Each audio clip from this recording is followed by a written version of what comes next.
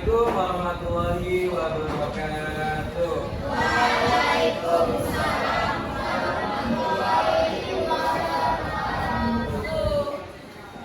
Sebelum memulai pelajaran hari ini, kita berdoa sama-sama. Oke. A'udzu billahi minasy syaithanir rajim. Bismillahirrahmanirrahim. Rabbi shrah li sadri wa yassir li amri wahlul 'uqdatam min lisani yafqahul qawli. Rabbi zidni ilman warzuqni fahman. Amin ya rabbal alamin. Kita sebelum mulai pelajaran, sebelum masuk ke materi Yumangala, kita baca Asmaul Husna bersama-sama ya. Bareng-bareng semuanya harus baca. Ayo mulai.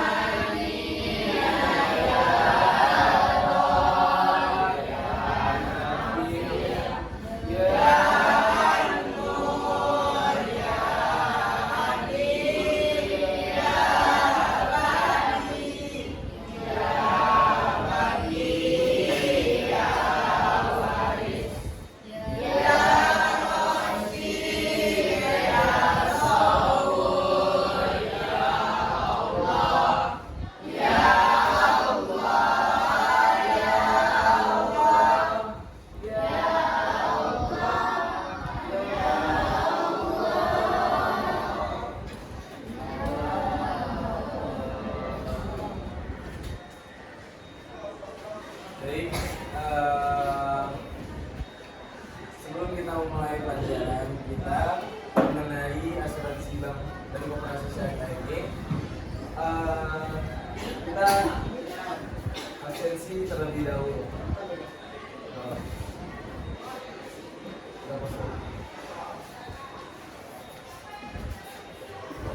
Absensi ya. Anaki Bayanaka tanggal 15 ya. Azhara Aiza Ihsan, Bunga Jamila, Ronita Amalia, Dia Suryani, Fahim Asli Tawakil, Fajri Bias,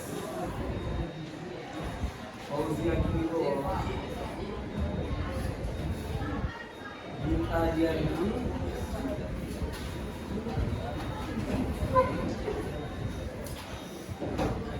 Indra Brilian, Karina Syahira, Isya Alfa, Desa Sabina, Lina Diandra, Mesin Bercapi, Muhammad Safri, Muhammad Ibnu, Muhammad Irfan, Nabila Putri Aiwal, Nadine Maharani, Nadia Ramadhani,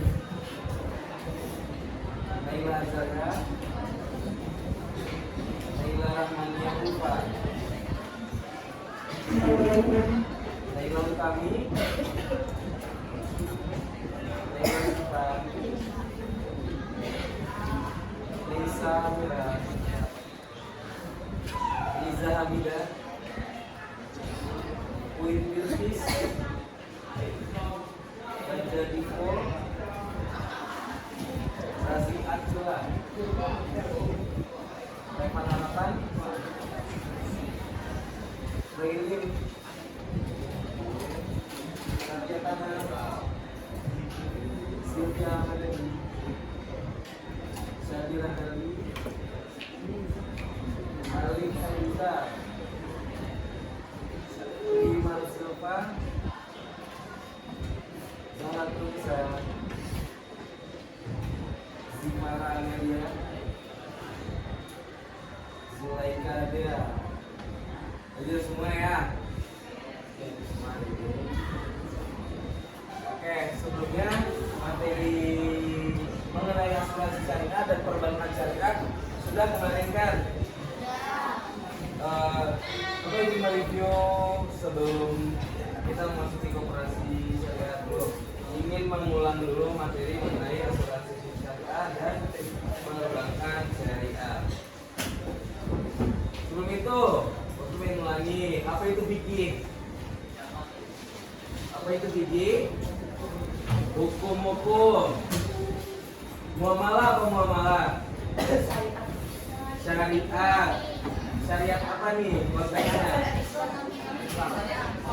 ekonomi.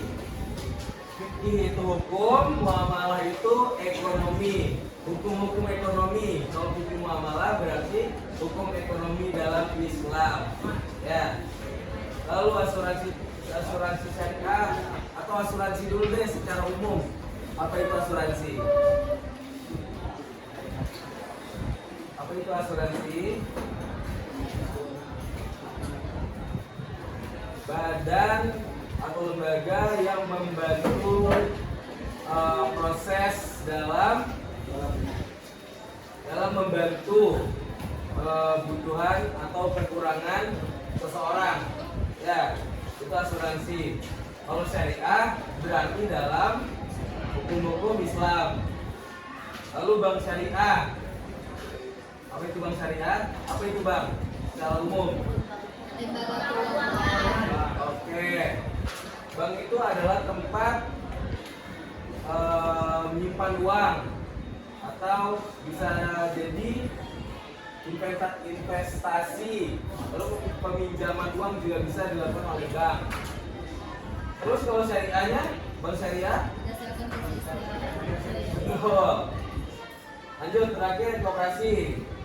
Koperasi syariah. Koperasi secara umum apa? Tenaga usaha. Tenaga usaha. Oke, itu koperasi syariah.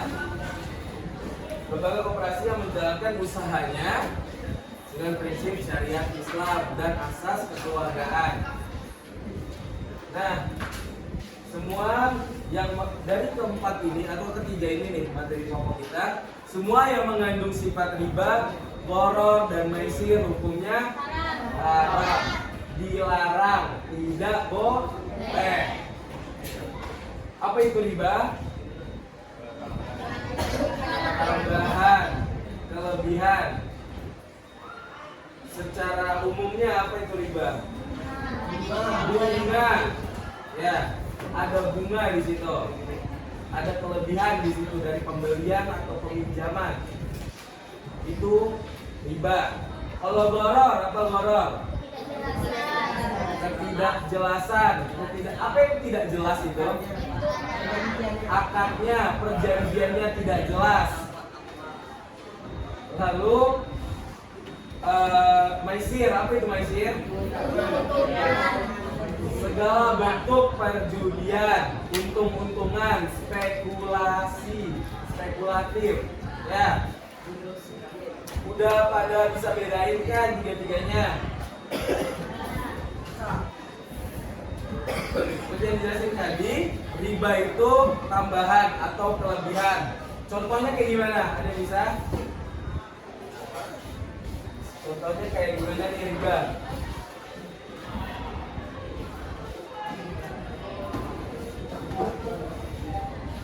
Ada yang bisa memberikan contoh? Riba itu berarti setiap pembelian, setiap misalnya kita melakukan peminjaman nih ke bank, kita melakukan peminjaman, lalu kita bisa membayarnya dengan cicilan, akan tetapi setiap bulannya ada tambahan atau kelebihan, itu disebut bunga, ya, ada bunganya. Misalnya 10%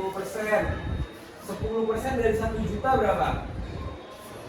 100.000. 100.000 itu adalah bunga. Ya. Kalau misalnya nih dalam bank biaya administrasi itu termasuk riba atau bukan?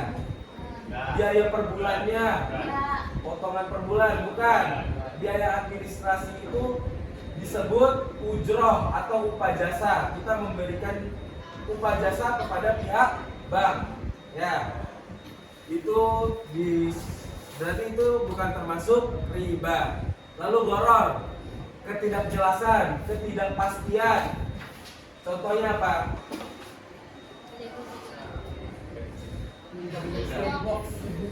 Mystery box atau blind box. Ya, itu gharar. Kita kan nggak tahu tuh di dalam blind box itu mainannya kita inginkan atau enggak, ya kan? Jadi itu termasuk ke gharar. Contoh lain yang seperti Bapak jelaskan kemarin, yang suka thrifting, ada yang suka thrifting di sini, ada yang suka thrifting, baju, sepatu atau aksesoris. Nah, kalau thrifting itu, kalau kita membeli satu bol besar, itu bisa disebut dengan gharar karena akadnya nggak jelas. Kita nggak tahu nih barang di dalamnya apa, tidak ada kepastian. Ya, itu termasuk ke gharar. Ada lagi contoh lain mengenai gharar? Ada lagi? Berarti yang thrifting tadi itu nggak jauh beda dengan beli kucing dalam karung. Ya, kita nggak tahu nih kucingnya warna apa, kita nggak tahu.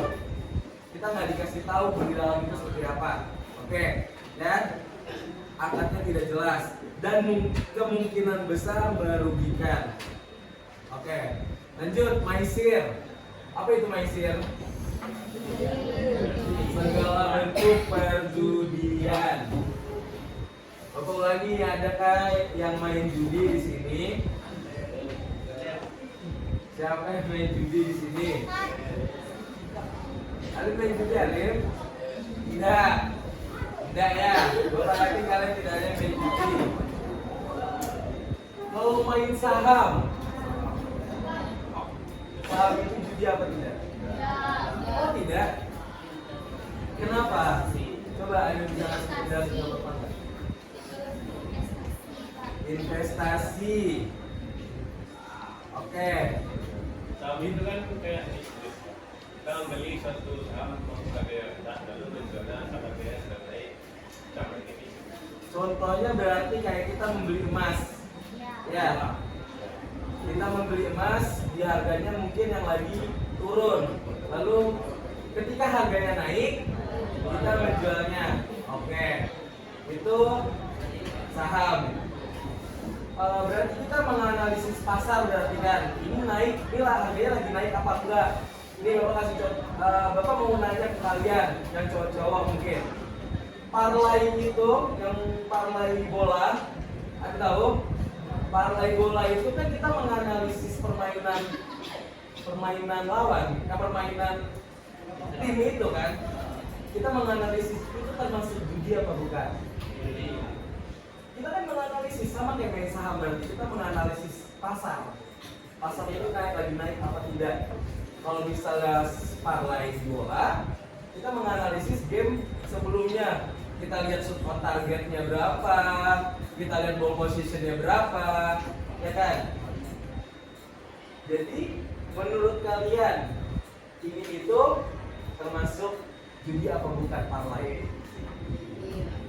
Apa bedanya sama saham kalau kayak gitu? Kita sama-sama menganalisis. Ayo bisa memberikan jawaban. Ada yang bisa memberikan jawaban dapat reward. Seperti biasa, dapat bintang, dapat permen, dapat oke. Ya dapat.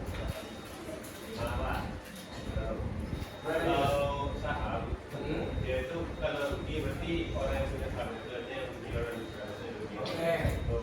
Kalau Mesir, pihak yang menang itu dia mendapat keuntungan, sedangkan pihak yang kalah itu dapat kerugian. Oke, berarti kalau maisir ini ada pihak yang dirugikan dan ada pihak yang diuntungkan. Oke, itu kalau saham. Tapi kalau misalnya parlay ini berarti ada yang masang untuk menang. Misalnya kita kasih contoh Indonesia Arab kemarin, ada yang masang ke Indonesia. Berarti yang tidak masang, yang memasang ke Indonesia kalah, dirugikan. Untuk uangnya itu untuk yang masang Arab. Oke, paham berarti kan? Paham analoginya kan?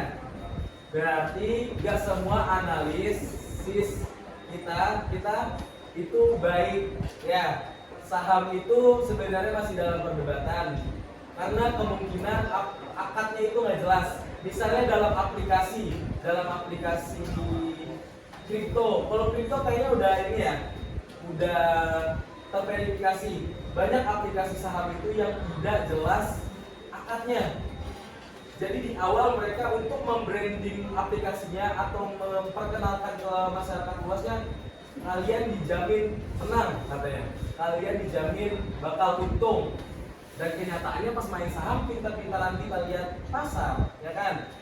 Jadi sebenarnya pandai-pandai kalian lihat aplikasinya ini bagus apa enggak. Kedua mungkin kalian juga harus bisa menganalisis pasar, oke?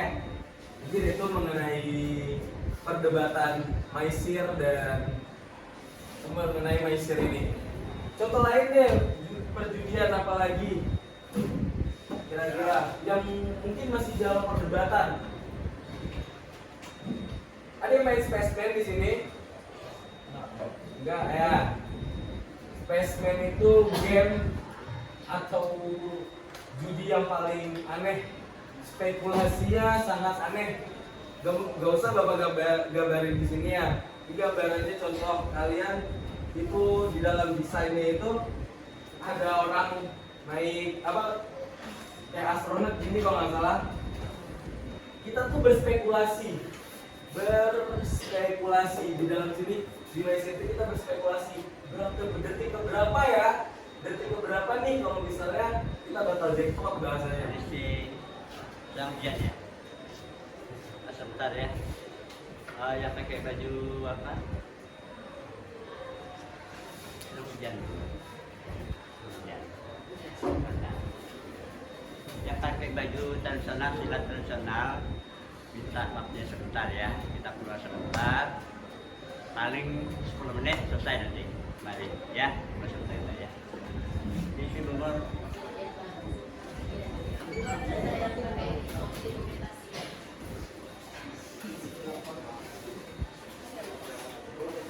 Saya ada.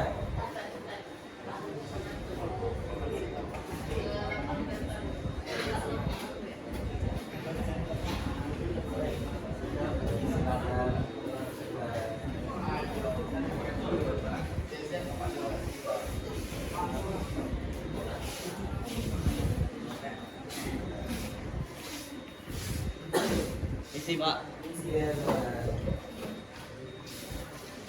Baik, kita lanjut ya. Berarti sudah pada bisa membedakan. Ya. Satu lagi deh, gacha. Gacha itu termasuk goror atau maisir? Maisir. Kenapa maisir? Alasannya? Kalau misalnya gachanya dalam ini deh, game Mobile Legends misalnya, itu termasuk goror atau maisir? Tergantung gachanya. Ada yang nggak punya itu, ada yang nggak mau transaksi dapat yang tukar dapat kayak gini. Terus lima tiket sekarang satu skin. Oke. Ada juga yang 50 kali, 10 kali skin masih dapat skin. Berarti ada kepastian di situ. Berarti masuknya ke goror atau maisir? Kalau misalnya nih kalian top up-nya cuma 100.000, ada kemungkinan kalian dapat? Kemungkinan ya. kalau ada pasti kalian dapat. Kalau pasti kurang pasti, tergantung hoki berarti.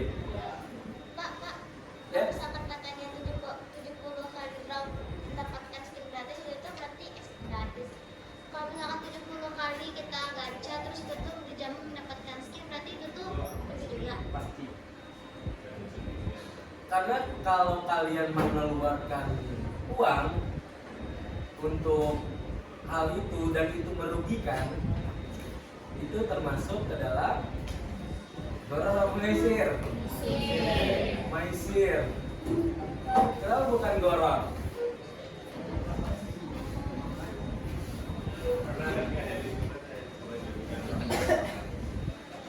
Karena yang diuntungkan itu ya budgetnya jadi karena yang diuntungkan itu kita sebagai player. oke. Setuju semuanya? Apa ada yang bertentangan? Setuju ya? Apa yang kamu setuju, Irfan? Oh, pendapatnya betul. Oke. Bapak rasa kalian sudah dapat membedakan tiga ini ya, tiga hal yang diharapkan, dilarang dalam asuransi syariah, perbankan syariah, dan operasi syariah. Oke, kita lanjut. Dalam Quran surat An-Nahl ayat 114, wa qulu a'udzu billahi minasyaitonir rajim wa kulu mimma razaqakumullah halalan thayyiban. Makanlah sebagian apa yang telah Allah anugerahkan kepadamu yang halal lagi baik. Halalan thayyiban, yang halal bagi lagi baik, dan syukurilah nikmat Allah jika kamu hanya menyembah kepadanya. Nyanyi siapa nih? Allah. Ya. Dalilnya Quran surat An-Nahl ayat 114. Selanjutnya mengenai asuransi syariah. Asuransi syariah menurut Fatwa MUI nomor 21 tahun 2001, asuransi syariah adalah usaha saling melindungi dan tolong menolong di antara sejumlah orang atau pihak melalui investasi, ya, dalam bentuk aset atau tabaruk.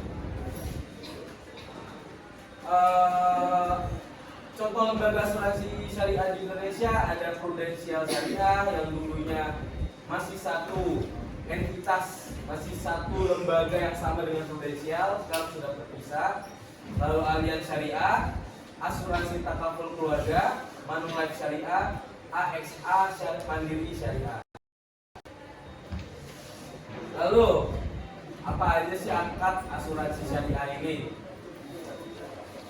Akad ini kalian harus bisa membedakannya.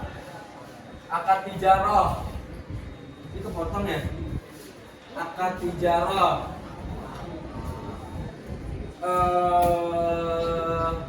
secara teori pusingnya. Kalau sini Bapak kasih analogi aja. Akad tijarah itu seperti kalian nih, misalnya Revan membuka coffee shop sama Fajri misalnya, ingin membuka coffee shop, lalu Revan memberikan modal ke Fajri untuk Fajri kelola coffee shop itu, lalu keuntungannya itu dibagi sesuai kesepakatan di awal. Jadi akad tijarah itu kalian membuat kesepakatan di awal, berapa persen Revan dapat, berapa persen Fajri dapat, gitu ya, untuk mencari, tujuannya untuk mencari keuntungan. Oke, paham? Tujuan dari akad tijarah ini untuk mencari keuntungan dari kerjasama. Ya, akad tijarah itu seperti itu, tolong menolong. Akad tijarah itu saling bekerja sama untuk mencari keuntungan, ya, profit. Lalu akad tabaru, misalnya kalian semua mengumpulkan iuran untuk teman kalian yang sakit misalnya, tapi kalian memberikannya dengan sukarela. Atau Bapak kasih analogi yang lain yang nggak di sini. Siapa yang nonton streamer DNKT? Ada nggak yang tahu? DNKT atau Wingga Basudara deh. Wingga Basudara. Dia membuat event charity. Nah, untuk misalnya untuk di kemarin di mana ya? Kalau nggak salah di Kalimantan, memberikan apa namanya, air bersih, membuka air bersih untuk masyarakat di Kalimantan, pesisir di Kalimantan. Nah, dari event charity itu banyak nih yang menyumbang uangnya sampai berapa ya? Ada tahu nggak? Sampai miliaran gitu. Nah, itu tuh termasuk akad tabaru, tolong menolong dengan sukarela. Ya, itu analoginya aja. Tapi kalau dalam prakteknya dalam asuransi syariah bukan seperti itu ya. Praktek dalam asuransi syariah memberikan modal ke kita. Asuransi ini memberikan modal ke kita, lalu kita membuka usaha. Jadi bukan kita diberikan modal lalu kita pakai uangnya membeli kebutuhan lalu habis. Bukan seperti itu ya. Ada kesepakatan di dalam itu. Ya. Lanjut, akad wakalah bil ujroh. Wakalah itu perwakilan, ujroh itu upah jasa. Ya. Singkatnya nih, daripada bahasa ini, just tip. Wakalah bil ujroh itu just tip, jasa titip. Kenapa? Ada yang bisa jelasin nggak? Misal nih, Bapak kasih contoh deh. Misalnya di dalam ada kalian yang pengen, ada punya kenalan orang Batam misalnya, dia pengen ke Singapura beli iPhone, kalian titip. Nah, dari titip itu kalian memberikan upah jasa. Upah jasanya, misalnya harga iPhone-nya 3 juta, kalian memberikannya 200 ribu. Nah, itu upah jasa, namanya wakalah bil ujroh. Wakalah itu perwakilan yang pergi ke ujroh itu upah jasa kepada orang yang pergi ke Singapura itu untuk memberikan HP yang kalian titip. Ya. Contohnya seperti itu. Udah bisa membedakan? Akad tijarah itu mencari keuntungan dari kerjasama, dari asuransi bekerja sama kalian untuk mencari keuntungan, untuk mencari profit. Kalau akad tabarung itu menolong dengan sukarela, asuransi ini memberikan bantuan dengan sukarela. Akad wakalah bil ujrah itu singkatnya justip. Ya, jasa titip. Jasa titip apapun, tiket konser, apapun. Prakteknya seperti itu. Tapi kalau secara muamalahnya kalian berarti bersama pihak asuransinya. Asuransi ini sebagai agen, dia sebagai wakil untuk membantu kita dalam proses jika kita mau membuat usaha. Ya, contoh akad asuransi syariah seperti itu. Lalu nonton ada presi dulu kali ya. Nonton dulu. Sinyal ada ya. Ini kita masuk ke perbankan ya.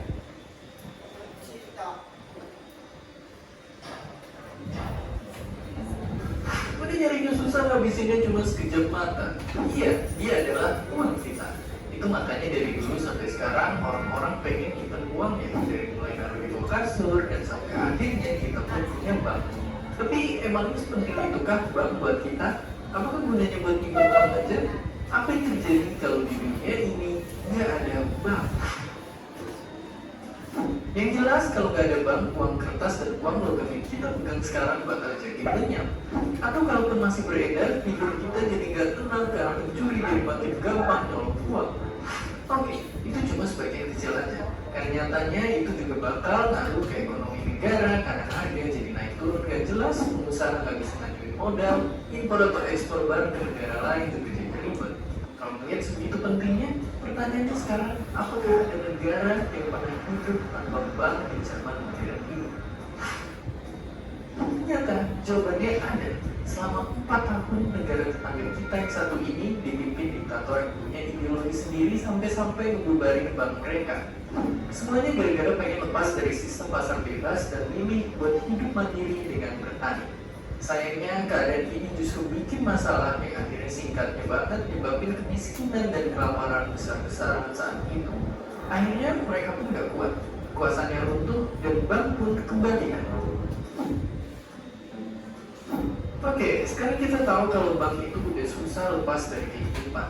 Tapi dari awal banget sebelum uang pun ada, bank emang gunanya buat bantu petani-petani di zaman dulu banget untuk minjem bibit buat bercocok tanam. Yang kemudian modalnya dibalikin tiap habis panen. Maju era modern, bisnis bank tambah maju dan orang-orang makin butuh hibah, nyicil atau ngirim dan terima uang di mana-mana. Intinya bank jadi tempat yang dipercaya buat mengatur gak cuma saldo tabungan, tapi juga nilai tukar mata uang negara-negara. Jadi mungkin di masa depan bank bakal makin diperluin sama kita. Bayangin aja sekarang ada lebih dari setengah orang dewasa di Indonesia gak punya rekening bank.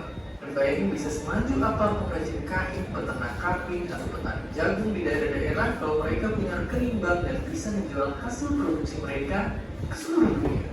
Dan itulah yang selama ini dilakukan sama Bank Mandiri. Tiap tahunnya sebagian besar uang mereka dipakai buat membangun dan maju negara. Dan mirip negara tetangga tadi, bank ini juga lahir untuk bikin keadaan jadi lebih baik, terutama setelah krisis dan kerusakan di negeri kita waktu itu. Nama bank ini diberikan langsung oleh pemimpin negeri saat itu, almarhum Pak Habibie. Tujuannya jelas, ingin mendorong negeri kita untuk jadi lebih mandiri. Dan itu yang mudah dan akan dilakukan Bank Mandiri di masa depan buat bikin layanan perbankan jadi jauh lebih akses sama semua orang. Dan seperti biasa, terima kasih. Ya, ada yang bisa menyimpulkan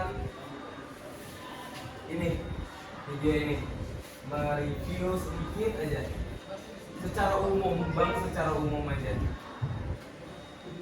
Bisa lihat, jadi bank itu sepenting itu, ya, setuju setuju nggak kalian bank itu sepenting itu?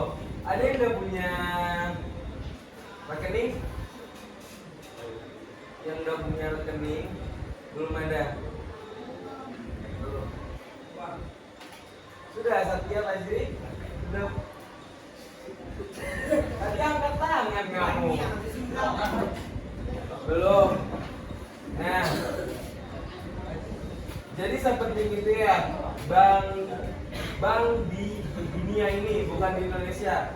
Bank itu sangat penting agar uang kita selalu tersimpan dengan baik, dan bisa juga kita ingin membuka usaha, selain memperbaiki ekonomi kita secara pribadi, kalau kita menjual suatu UMKM jualan makanan pun apapun, dan uangnya tidak dipakai buat aneh-aneh seperti judi, kita juga memperbaiki ekonomi negara. Kalian lihat di kantin atau lihat yang orang jualan di jalanan, itu tuh orang-orang yang berjasa bagi Indonesia. Karena dengan adanya itu, ekonomi Indonesia dapat bertahan. Ya, kita masuk dulu ke dalam materi bank syariah. Pengertian bank secara umum tadi sudah dijelaskan ya. Bank itu adalah lembaga yang membantu kita dalam menitipkan uang, bahasanya menitipkan uang, melakukan peminjaman kalau dibutuhkan. Ya, bukan kita harus dalam meminjam uang, enggak. Kalau kita butuh dan kita punya tujuan yang jelas dari peminjaman itu, diperbolehkan. Lalu pengertian bank syariah mengikuti syariat Islam, dan itu ditulis dalam Undang-Undang Nomor 21 Tahun 2008 tentang perbankan syariah. Prinsip utama bank syariah jelas ya, tidak boleh adanya riba, gharar, dan maisir. Oke. Contoh bank syariah di Indonesia ada banyak, seperti BSI, Bank Muamalah Indonesia, Bank Mega Syariah, BTPN Syariah, Panin Mubadi Syariah. Nah, akad nih. Kita kalau bahas fikih muamalah pasti nggak jauh-jauh dari akad. Kalau misalnya asuransi, perbankan, dan koperasi tidak ada akad, kalau misalnya tidak ada akad, itu tidak boleh. Karena setiap hal itu memiliki akad. Setiap itu punya perjanjian. Ini simpelnya gini deh, gue bakal jelasin simpelnya. Kalian kan udah tulis kemarin kan, minggu lalu. Simpelnya wadiah itu tempat penitipan uang saja. Kita cuma menitipkan tanpa dikelola, tanpa diolah-olah sama pihak bank. Tetapi kalau akad mudharabah itu kita melakukan kerjasama. Jadi kita menaruh uang di sana, lalu dikelola secara bersama. Ini uangnya mau diapain? Mau kita buka usaha kah? Mau kita buka apa gitu? Ya, perbedaannya cuma di situ. Akad wadiah untuk penitipan uang, kalau akad mudharabah untuk melakukan kerjasama. Ya, pada ngantuk ya? Bahas fikih, bahas hukum-hukum. Nonton lagi deh. Nonton lagi ya. Aku pengen ada satu orang deh yang menyimpulkan nanti apa kaitannya sama bank syariah. Ini secara umum ya, ini secara umum. Aku pengen ada satu orang yang menyimpulkan secara syariah, bank syariah.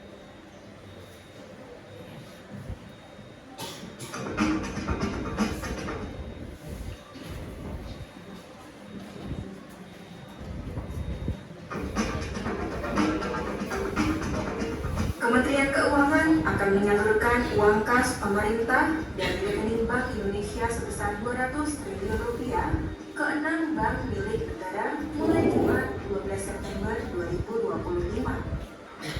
Di bawah arahan Menteri Keuangan Purbaya Yudi Sadewa, dana tersebut akan disetorkan ke bank yakni Mandiri, BRI, BTN, BNI, BSI, dan satu bank syariah lain.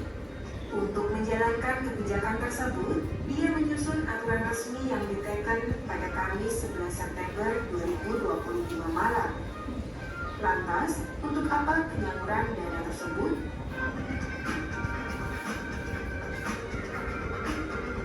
Dana bernilai 200 triliun dari total simpanan 425 triliun di Bank Indonesia akan dialirkan ke perbankan. Kebijakan tersebut dimaksudkan untuk mempercepat pertumbuhan ekonomi melalui dorongan sektor kredit. Menurutnya, tambahan likuiditas dari dana pemerintah akan membuat bank memiliki lebih banyak ruang untuk menyalurkan pinjaman.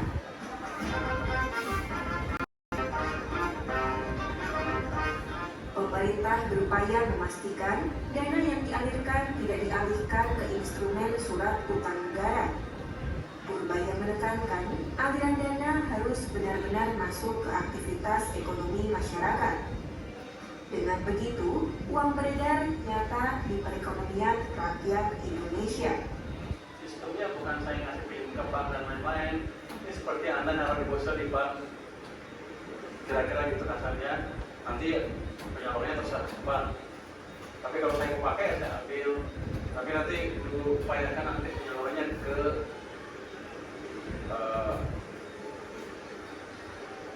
bukan diberikan sun lagi atau satu lagi tidak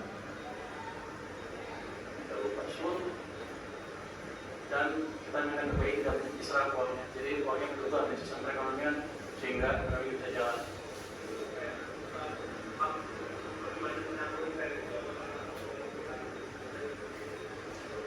Tujuannya supaya bank punya lebih banyak cash tiba-tiba dan dia nggak bisa narik tempat lain selain dikreditkan. Jadi kita memaksa market mechanism berjalan. Strategi sosok pengganti Sri Mulyani ini pertama kali diungkapkan dalam rapat kerja perdananya dengan Komisi 11 DPR RI Rabu 10 September 2025. Purbaya menyebut langkah ini tidak akan memicu hiperinflasi selama pertumbuhan ekonomi masih di bawah potensi maksimal.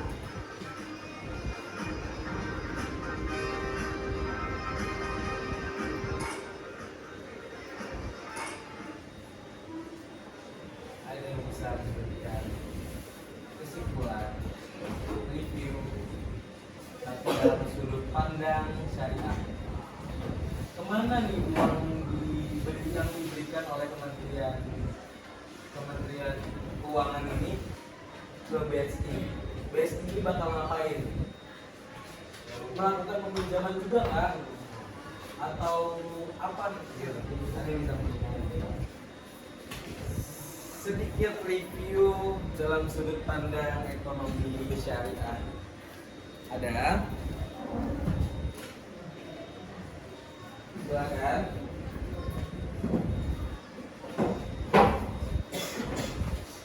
Tidak. Tidak ada nih. Oke. Jadi tujuan dari Menteri Keuangan tersebut adalah untuk menyalurkan dana tersebut kepada bank yang dilakukan supaya dana tersebut dipinjamkan kepada masyarakat yang memiliki modal untuk membangun usaha-usahanya. Dan di dalam Islam ini jalan seperti akan Eropa. Jadi bank itu memberikan modal dan masyarakat tersebut sebagai pengelola uangnya. Agar ekonomi di Indonesia itu stabil karena uang itu terus berputar. Berarti setiap peminjamannya kalau di bank syariah di BSI ini ada bunganya nggak? Tidak ada. Berarti sesuai dengan akad mudharabah itu melakukan kerjasama berarti ya. Mereka melakukan kerjasama. Dari Pak Purbaya ini ada yang bisa memberikan alasannya nggak? Secara umum aja. Kenapa dia berani untuk menarik uang 200 triliun itu dari APBD, dari APBN, dari APBN yang ditaruh yang disimpan di Bank Indonesia. Kenapa dia narik 200 triliun itu ke dalam dan menyebarkan ke 6 bank? Kenapa dia berani buat ngambil itu?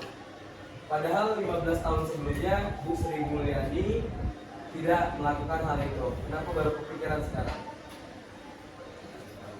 Why? Ada yang bilang menjelaskan secara pemisahan. Supaya omongan dari bank itu nggak bisa aja Pak. Jadi kalau dikasihnya tuh nggak disalurkan karena itu supaya bisa dikelola lagi, supaya ekonomi Indonesia tuh langsung jalan gitu, bisa lah dipinjam, disalurkan oleh bank-bank itu kepada masyarakat. Jadi koperasi, pinjaman atau musliman. Oke. Dengan adanya kebijakan itu ada tuh yang namanya pajak baru. Menarik, jawabannya sangat menarik. Jadi perbedaan dari ini ya, ini secara umum, ekonomi secara umum. Perbedaan dari Ibu Sri Mulyani dan Pak Purbaya ini adalah Bu Sri Mulyani ini adalah orang yang sangat menjaga image Indonesia. Ya, karena beliau adalah orang yang pernah bekerja sebelum jadi menteri, pernah bekerja di Bank Internasional. Dia orang di sana, petinggi Bank Internasional di dunia. Ya, jadi dia sangat menjaga image, sangat jaim terhadap Indonesia dari kasus-kasusnya. Kenapa dia mainnya naikin pajak. Bedanya sama Pak Purbaya, dia basicnya bukan ekonom. Ya, Pak Purbaya itu bukan basicnya bukan ekonom.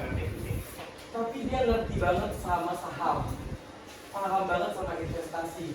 Makanya dia memutar uang itu, tujuannya ditarik uang dari Bank Indonesia itu untuk diputar, ya, untuk dikelola uangnya, biar nggak mendem APBN itu.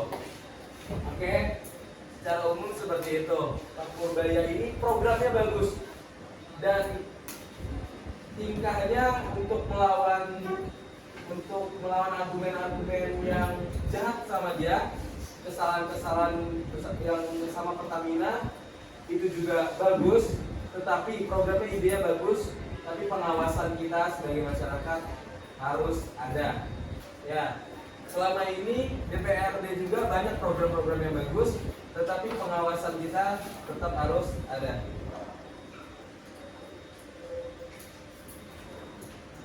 Ini tidak usah tugas ya, kita lanjut saja. Koperasi syariah, kita belum ya koperasi syariah kemarin. Perbankan ada yang ragu, ada yang masih bingung tentang perbankan. Akadnya cuma dua. Apa itu akadnya, Fajri? Apa akad bank? Ada dua. Akad apa? Wadiah sama mudharabah. Kalau akad asuransi, Dea Suryati, apa akad asuransi?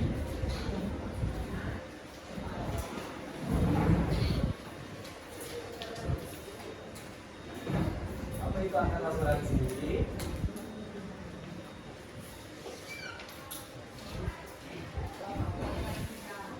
Akad tijarah, tabarruk, wakalah bil ujrah. Ada yang bisa menjelaskan apa itu akad tabarruk?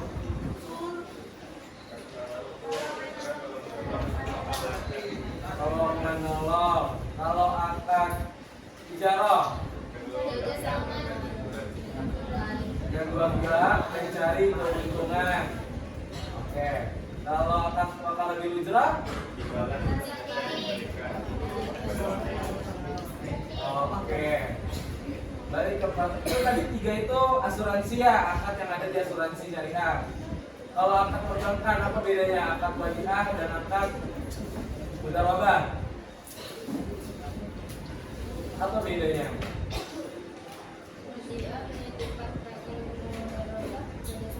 Oke. Gimana kamu? Biasa Sabina. Terus lanjut ke koperasi, kita balik ke koperasi ya. Apa Alif? Mana?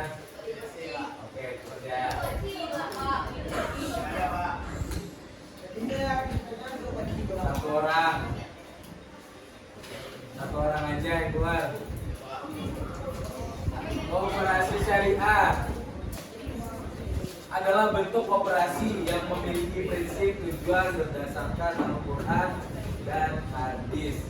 Dasar hukumnya itu Al-Quran dan hadis dan Undang-Undang Dasar 1945, dan juga ada peraturan di dalam kementerian. Ya. Nih perbedaan undang-undang sama peraturan kementerian apa bedanya? Perbedaan ini kita bahas lihat PKN nya.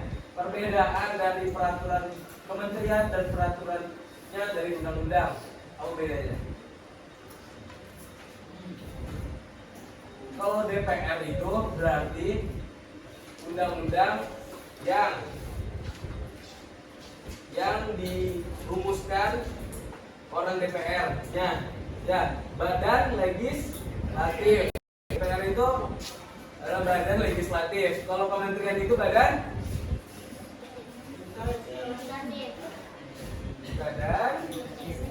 eksekutif. Apa itu eksekutif? Yang melaksanakan peraturan yang diajukan oleh legislatif. Ya, ada legislatif yaitu DPR, MPR, DPD RI. Kalau eksekutif ada presiden, menteri, kementerian. Kalau yudikatif MA dan MK, Mahkamah Agung dan Mahkamah Konstitusi. Ya. Prinsipnya itu prinsip dari koperasi syariah. Sama semuanya. Prinsipnya ini sama dengan perbankan dan asuransi. Tolong menolong atau ta'awun. Lalu keadilan. Aduh. Lalu keterbukaan, transparansi. Apa itu transparansi?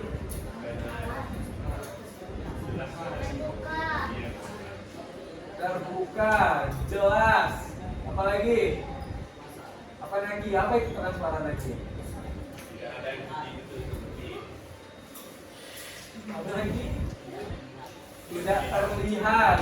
Oke, secara hukum bahkan kalau misalnya jawabannya tidak terlihat, berarti yang dilakukan sama pemerintah sekarang benar dong. Transparansi itu yang mereka lakukan. Dana-dananya entah kemana, tidak terlihat. Benar berarti yang dilakukan mereka. Tidak, ya. Ya, transparansi itu kita dapat melihat ini uangnya masuknya kemana, keluarnya kemana. Ya, sesimpel itu. Ya, transparan itu kelihatan, transparan. Kaca nih, kita ngeliat keluar, transparan. Kalau cermin beda, dia pantul ke sini. Kalau misalnya kaca di jendela, kita bisa melihat keluar. Oke? Ya. Sejarahnya itu pada abad ke-19. Adanya koperasi nih. Koperasi itu ada di abad ke-19. Mereka mendirikan koperasi ini dalam bentuk reaksi mereka terhadap sistem liberal. Sistem liberal ini merugikan masyarakat pada saat itu. Ya. Jadi dibentuklah koperasi untuk memenuhi kebutuhan masyarakat. Nah, dari permasalahan itu lahirlah koperasi syariah pada tahun 1992. Ya, di Indonesia. Kalau koperasi syariah di luar udah duluan mungkin. Belum dapat datanya. Ya, koperasi syariah di Indonesia itu munculnya tahun 1992. Akad koperasi syariah ada 4. Sebenarnya ada 6. Tapi akad yang sangat dilihat tuh ada 4 ini. Bapak bakal baca judulnya aja, kalau kalian ada mau tanyain silakan. Akad musyarakah kerjasama modal, nggak jauh beda sama akad tijarah di asuransi. Akad mudharabah bagi hasil, nggak jauh beda dengan akad tijarah juga di asuransi, karena ada bagi hasil dari keuntungan itu. Akad murabahah jual beli dengan margin, kesepakatan.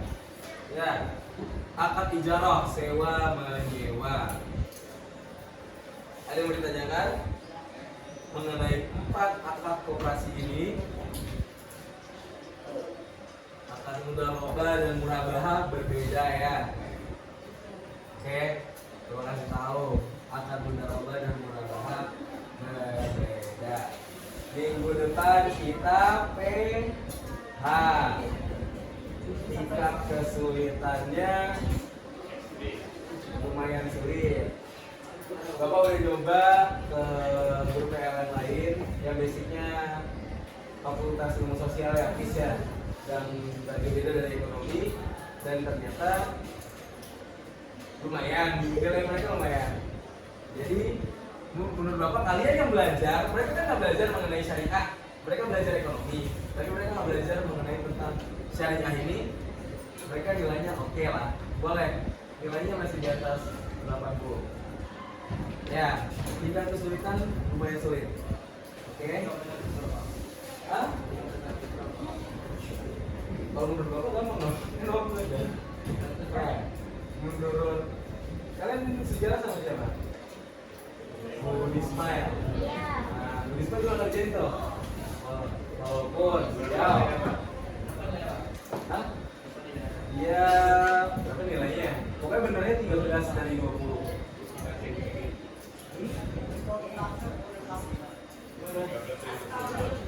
Yes,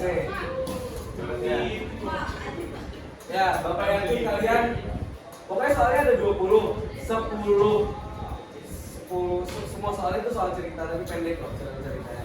Ada 10, 10-nya itu ABCD, 10-nya lagi benar salah.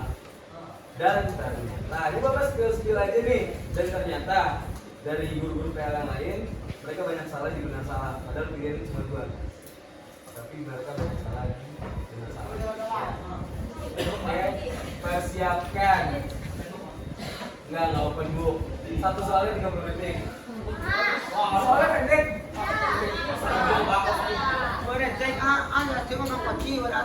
Dan yang bisa benar semuanya. Karena menurut Bapak itu susah ya. Menurut Bapak itu sulit. Ya. Jadi kalian dapat hadiah. Hadiahnya lebih pendek. Ya.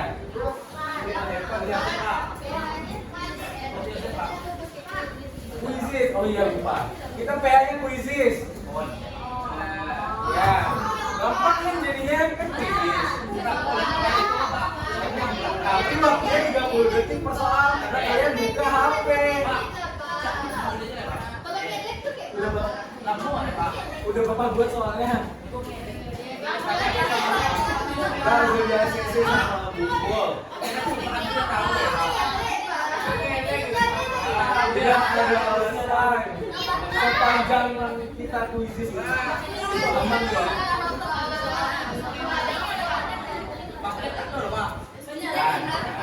Kita jadi kita 3 jam pelajaran loh. Jadi ntar bisa. Oke, kuisis. Soalnya punya tanda, kemarin Bapak udah ngobrolin. Soalnya esai kata ibunya nggak apa-apa, soal ini udah menjelaskan kok. Hah?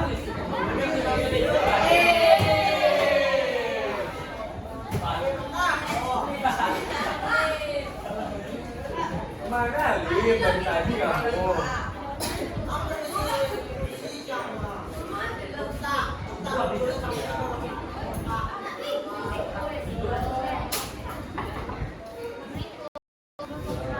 Izin manggil Kesha sama Nisa. Bisa yang mana nih? Oh yang ini. Sama? Nisa. Bisa? Oh nggak tahu. Mau ngapain? Oh sampai ke OSIS.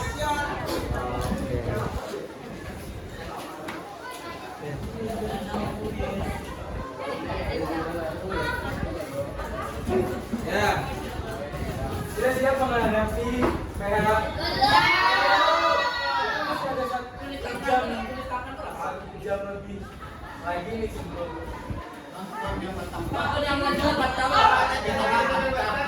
Oh, PH-nya mau sekarang aja. Kan kalian udah belajar, kan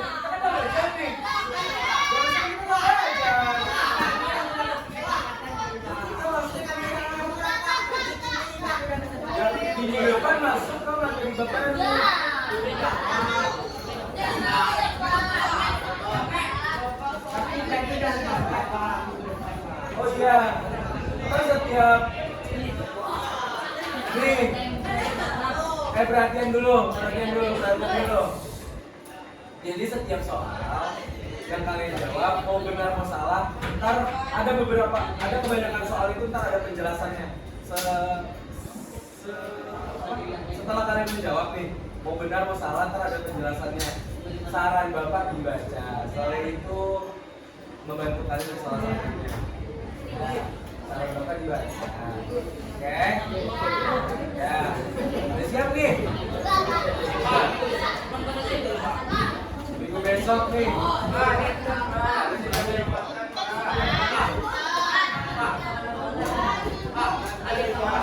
Ali mau mana?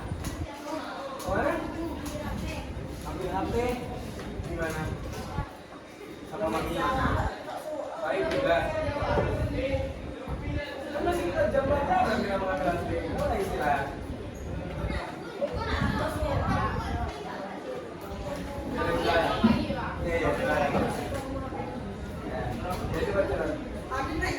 Cepat ya, jangan muter-muter kemana-mana kamu. Berdua.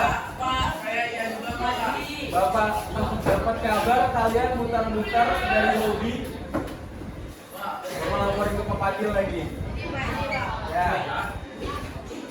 Cepat.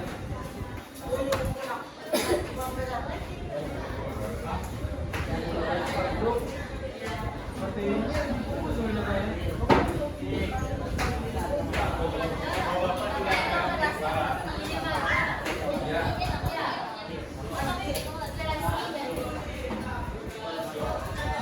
Ya, tadi kita dulu.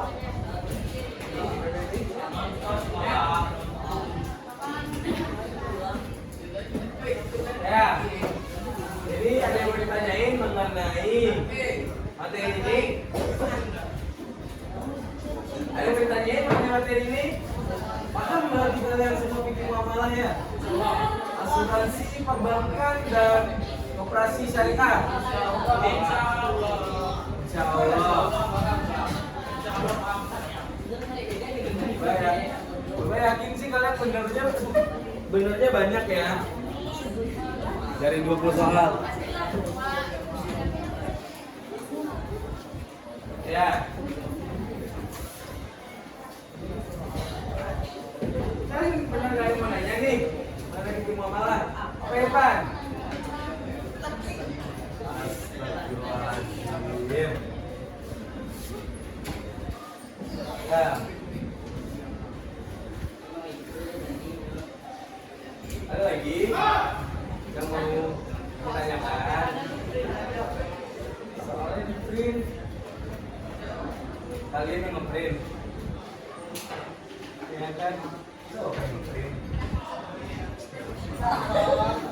Bukan kita bicara. Ya. Krisis. Ada keberatan krisis. Keberatan krisis. Payah, Pak. Payah. Itu lama.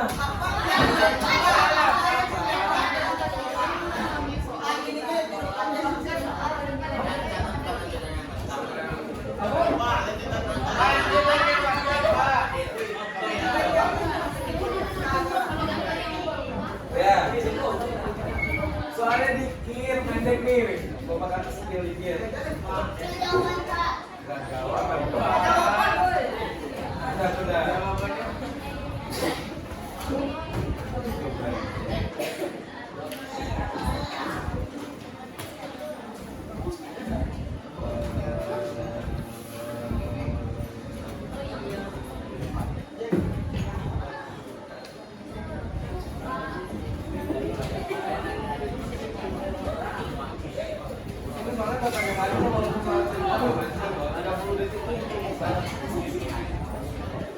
Nih.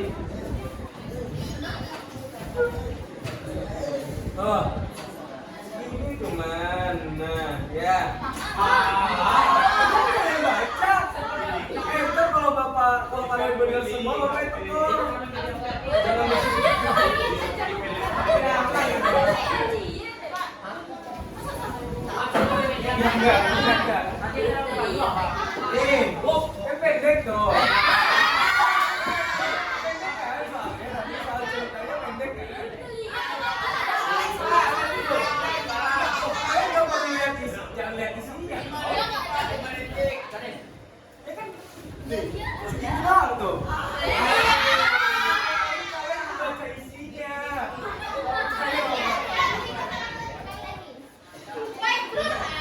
Pikir wanita benar.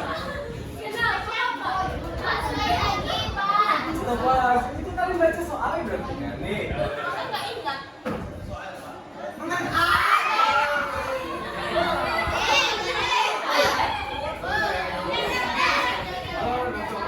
Nah, pokoknya soalnya kira-kira sebagai itu. Nah, Jawabannya panjang Bapak. Iya, ya, soal jawabannya itu saya pilih sebenarnya. Ada berapa mungkin? Berapa? Panjang itu nggak sepanjang soal tadi. Hah? Berapa soalnya? Soalnya? Oh, pendek. Jawabannya pendek. Paling 4 kalimat gitu. 4 huruf. Huruf.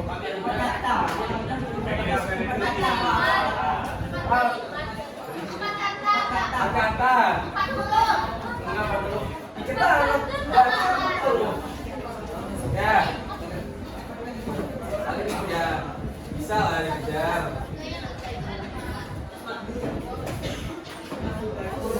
Ya. Tadi mau ditanyain lagi. Cukup apa materinya ke sini aja? Cukup. Kalian berarti udah pada paham berarti kan sama materi. Ya, udah paham berarti kan.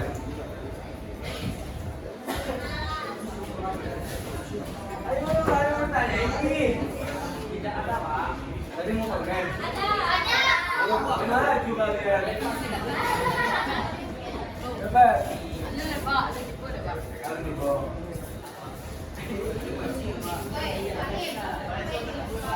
HP kalian dikumpulin sekarang.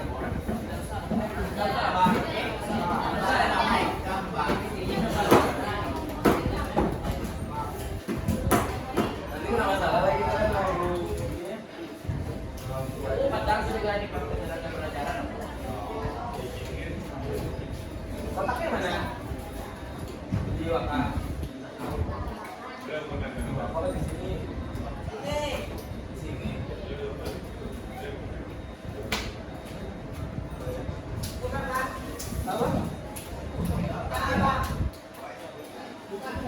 Kalian mau dikumpulin apa enggak? Enggak.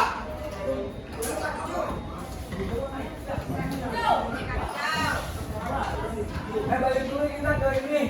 Ayo mau ditanyain enggak? Bisa nggak? Indra, Bunga, Repan, Nisha, Balik komen. Beneran. Ya. Indra, Bunga, Repan. Nisha.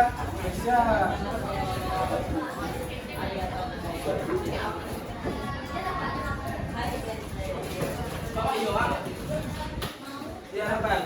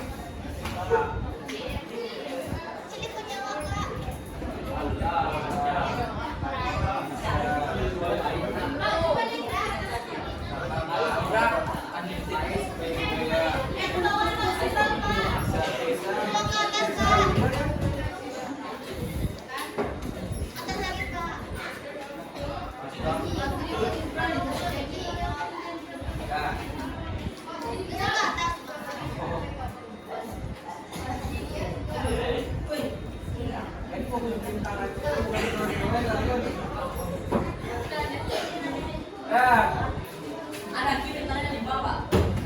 Ada helikopter.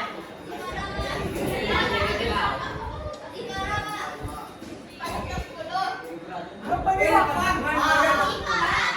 Siapanya? Jangan pintar di.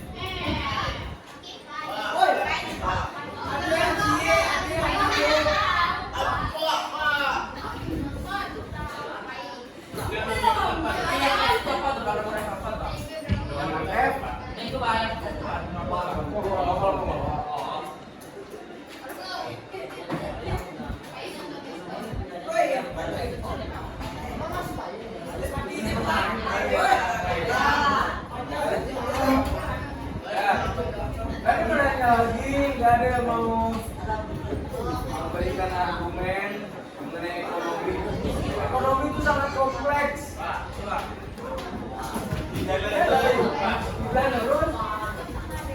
Benar, yang lain dulu.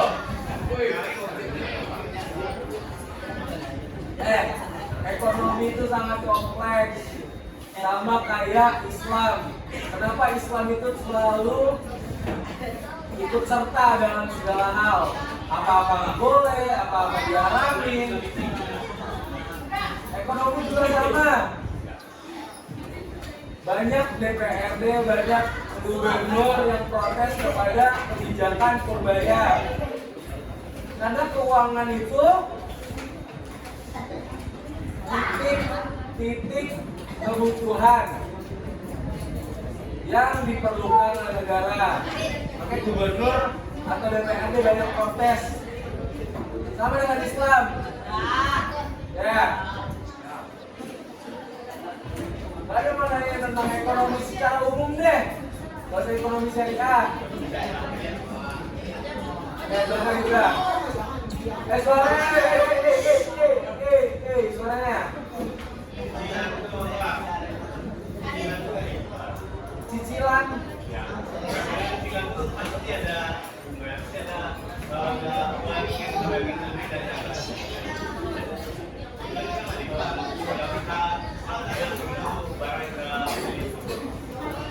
Nah, kalau bisa kita melakukan cicilan, Shopee Pay Later. Siapa yang pernah pakai Shopee Pay Later? Siapa kamu? Motor di Shopee kamu? Beli apa? Beli spare part. Aku pakai Shopee Pay Later. Terus bayar bunga berarti? Tiap bulannya? Kenapa? Kadang aku bayar 2 juta, ambil diskon aja. Oh, berarti di bulan depannya langsung bayar 40 miliar. Berarti cicilan itu Shopee Pay Later itu kita bayar per bulannya ada bunganya nggak? Ada siapa yang pernah Shopee Pay Later di sini? Bayarnya berarti ada bunganya tuh. Itu kamu riba dong. Suaranya. Belum lagi. Berarti kamu riba.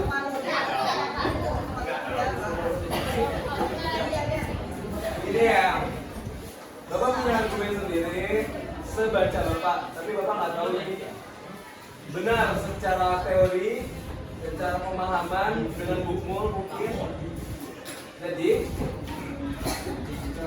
tujuan adanya riba, tujuan adanya ekonomi syariah untuk meminimalisir adanya riba, bukan menghilangkan. Ya, karena sistem di Indonesia itu sudah sangat susah untuk diubah. Ya.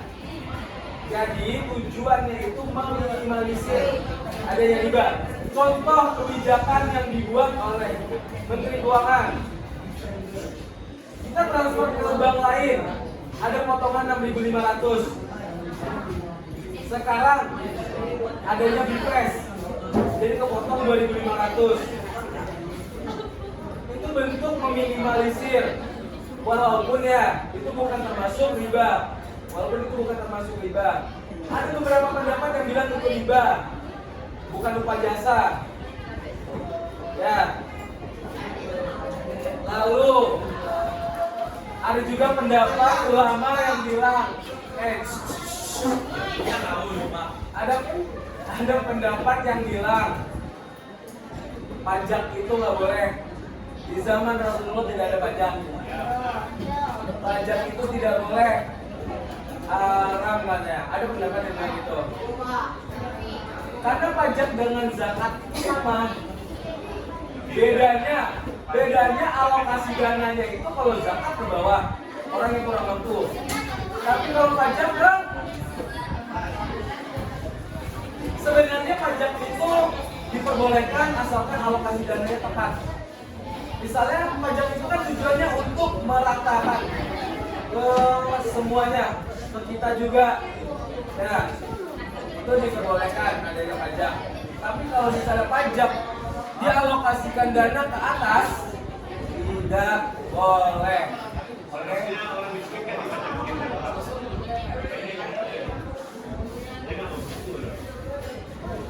Nah, coba ada bisa jawab kenapa orang miskin tetap bayar pajak?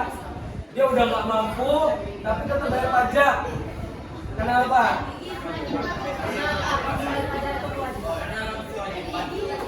Kewajiban dalam Islam itu bayar pajak atau bayar zakat?